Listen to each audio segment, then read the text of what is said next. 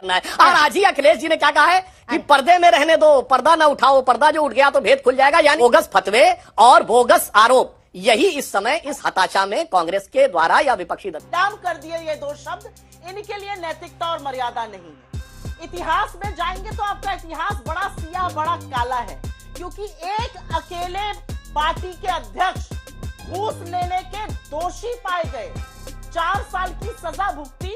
वो भारतीय जनता पार्टी के बंगारू लक्ष्मण जी थे, हथियार की डील में रिश्वत लेते हुए दोषी पाए गए थे, आरोपी थे। फिर 11 साल बाद उनको सजा हुई, 4 साल की सजा काटी थी। ये आपका काला सिया इतिहास है, तो मेरा मुंह मत खुलवाइए। अच्छा, आवड़े जी रहने वाले बोरीवली के थे, वो ईस्ट में, विरार ईस्ट में, विरार पूर्वी में चुनाव थम जाने के बाद वो क्या कर रहे थे? विरार पूर्वी में थे, चुनाव थम जाने के बाद उन्होंने पहला नियम का उल्लंघन किया, वहां पर वो क्या कर रहे थे?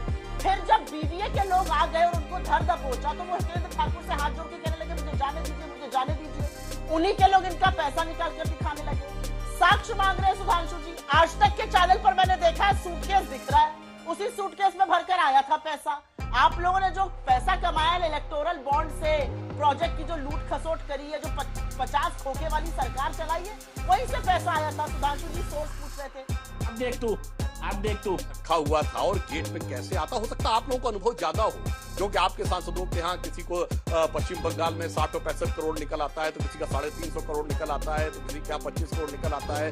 और नोट और जिहाद दोनों शब्दों से आप तो हो सकता है टेक्निकली आपके अंदर आपको उस विषय का अनुभव ज्यादा हो, इसलिए पहले आपने बोरे की बात कही, आपने सूटकेस की बात कह दी। यही जो पल पल परिवर्तित प्रकृति वेश है ना, वो मन में संदेह उत्पन्न करता है। इसीलिए मैंने कहा कि यहाँ पे सिर्फ मामला एक नहीं है। यहाँ पे आप देख लीजिए जो वीडियो में दिखाई पड़ रहा है, किसके हाथ में पैसा दिखाई पड़ रहा है बताइए? बहुजन विकास अघाड़ी के कार्यकर्ताओं के हाथ में दिखाई पड़ रहा है, और वो भी होटल के अंदर है। अगर ये कह रहे हैं कि पैसा बांटा जा रहा था, यदि इनके हिसाब से तथाकथित पैसा, तो वहां पे होना चाहिए था जहां पर बस्ती हो, वहां सिर्फ भाजपा कार्यकर्ता बैठे हुए हैं। क्या प्रियंका जी, मैंने तो उस जमाने का ही बोला जब आप कांग्रेस में हुआ करती थी।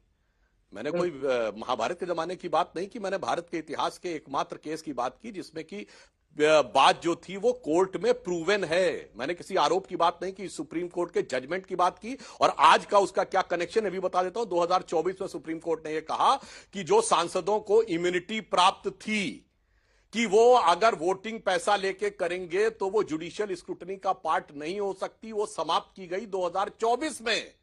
इसलिए जो भ्रष्टाचार वोट फॉर कैश किया था उससे जो उस समय बचाव हो गया था, बचाव नहीं हो पाएगा। ये 2024 का रेलेवेंस है जो आपको जानकारी होनी चाहिए कि सुप्रीम कोर्ट के हाल के जजमेंट का वो रेफरेंस था, इसलिए बोला। इसलिए आपको रामायण महाभारत में जाने की जरूरत नहीं थी। अब मैं एक बात का पॉलिटिकल जवाब दे रहा हूं। ये बताइए, अनिल देशमुख जी पे हमला हो जा रहा है और वो भी इसी समय में हो रहा है। अभी आज ही अबू आजमी जो है एक मौलाना साहब से फतवा जारी करवा के आ रहे हैं, वो भी इसी चुनाव में हो रहा है।